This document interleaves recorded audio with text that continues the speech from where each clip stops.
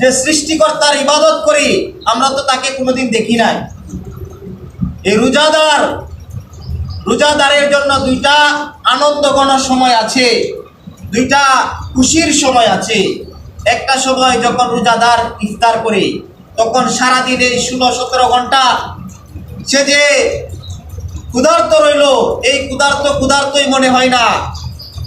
তার মনে কি আসে? একটা আনন্দ আসে। এটা সে উপলব্ধি করে না, মনে কে এটা বলে না কালকে আর রোজা রাখবো না, এরকম কথা বলে না। ইফতার করার পরে তার এই 16-17 ঘন্টার ক্লান্তি কি হয়ে যায়? নিমিষে শেষ হয়ে যায়। বাস্তব কিনা? মুমিন যখন ইফতার করে সারাদিনের ক্লান্ত তার দূর হয়ে যায়।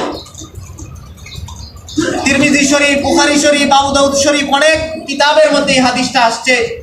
তিরমিজি শরীফের মধ্যে যে অংশটা আসছে, শুধু এটা বলতেছি, আবু হুরায়রা রাদিয়াল্লাহু আনহু থেকে বর্ণিত 766 নম্বর হাদিস। আল্লাহ রাসূল বলেন, লিসাইমি ফারহাতানে, রোজাদারের জন্য দুটি খুশির সময় রয়েছে। এক হলো হিনা ইফতিরু, যখন সে ইফতার করে, আর একটা খুশির সময় হলো হিনা ইয়ালকা রাব্বাহু, যখন সে তার রবের সাথে সাক্ষাৎ করবে।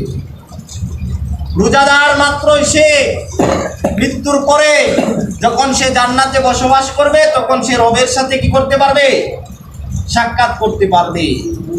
আর গোলাম, সারা জীবন যার গোলামি করলাম, মনিবকে কোনোদিন দেখলাম না। মনিব কেমন? যখন আমি কি করব?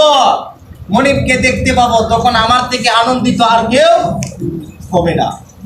রোজাদারের জন্য দুইটা খুশির সময়, একটা হলো ইফতারির মুহূর্ত, আর একটা হলো যখন আমি জান্নাতে আমার রবকে দেখব।